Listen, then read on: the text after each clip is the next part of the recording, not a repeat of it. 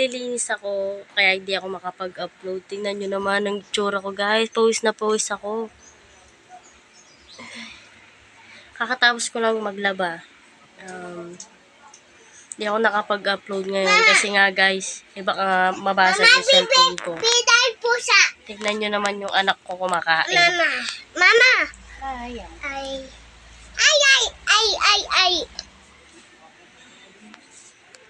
Mamaya na lang, guys. Update ko na lang kayo. Diyos ko, guys.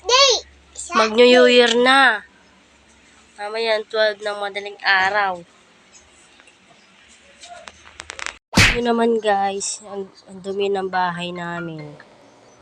Mamaya, guys. Papagkita ko sa inyo. Lilinisin ko muna to. Guys, tapos na ako naglinis. Tingnan nyo yung mga santo ninyo namin na lilinis. Yan, kanina marumi yan, guys. Tingnan nyo.